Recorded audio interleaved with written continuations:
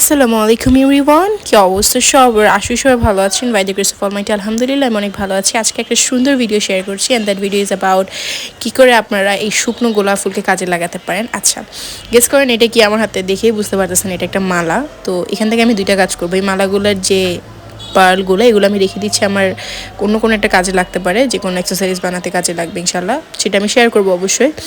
আর একটা হচ্ছে যে কি, এই যে গোলাপ ফুলের এই মালাটা, এখানে গোলাপ ফুলের অ্যামাউন্টটা অনেক বেশি, যার জন্য আমি এই মালাটা নিয়ে এসেছি।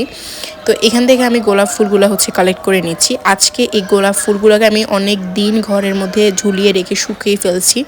আপনারা যদি চান তাহলে গোলাপ ফুল কালেক্ট করে সেটা রোদে দিয়েও শুকাতে পারেন, যে কোনোভাবে জাস্ট শুকিয়ে নিলেই হবে। আমি শুকিয়ে ফেলেছি এবং এই যে সবগুলো একসাথে করে নিচ্ছি। এখন আজকে এটা দিয়ে একটা বিউটি হ্যাক আপনাদের সাথে আমি শেয়ার করব, যেটা আপনারা খুব ইজিলি করতে পারবেন। ইভেন দো ভাইয়ারাও এটা অ্যাপ্লাই করতে পারবেন। That was really amazing.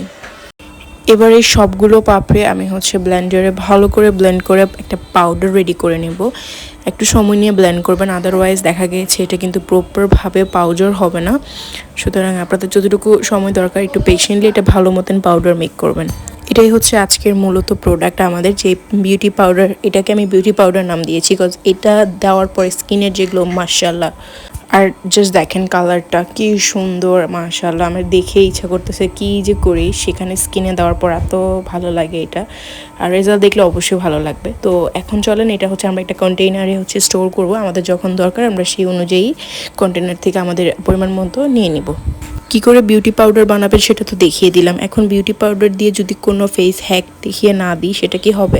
চলেন একটা ফেস প্যাক বানিয়ে দেখিয়ে দিচ্ছি আপনাদেরকে। এই ফেস প্যাকটা বানাতে যদিও ইনগ্রিডিয়েন্টস একটু বেশি লাগে, তবে আপনারা চাইলে এখানে শুধুমাত্র অ্যালোভেরা জেল দিয়ে ইউজ করে ফেলতে পারবেন, কোনো ব্যাপার না।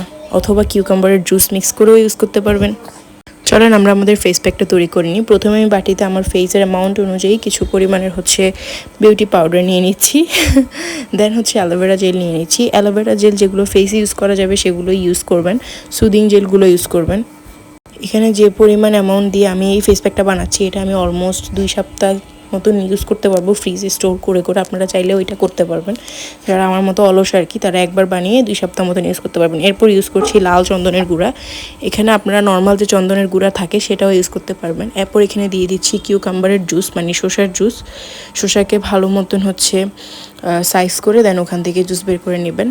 দেন সবগুলো জিনিস একসাথে মিক্স করে নিচ্ছি। এবার দিয়ে দিচ্ছি হালকা পরিমাণ মুলতানি মাটি। আমাদের স্কিনে মুলতানি মাটির উপকারিতা বলেই শেষ করা যাবে না, আপনারা চাইলে গুগল করে দেখে নিতে পারেন। তবে এই সকল প্রোডাক্ট অবশ্যই এটা দেখে নেবেন যে আপনার স্কিন কি সেন্সিটিভ নাকি না। তো এই যে দেখেন, আমি আমার ফেসে এটা একটু ঘন করে অ্যাপ্লাই করে নিচ্ছি। এটা যখন একদম প্রপারভাবে শুকিয়ে যাবে, দেন আপনারা এটা তুলে ফেলতে পারবেন। অলমোস্ট 15 থেকে 20 মিনিট পরে এটা এরকম শুকিয়ে যাবে, যে দেখতে পাচ্ছেন, নখ দিয়ে টান দিলেই বুঝতে পারবেন। দেন আমি ওয়াশ করে নিচ্ছি, and look at the glow, মাশাআল্লাহ। আমি এখন কিন্তু ফেসে কোনো কিছু ইউজ করিনি, জাস্ট ফেসটা ওয়াশ করে আসছি। এবং আপনারা আশা করছি আমার গ্লোটা দেখতে পাচ্ছেন। এটা আপনাদের স্পট কমাবে, পাশাপাশি স্কিনকে হেলদি এবং গ্লো করবে।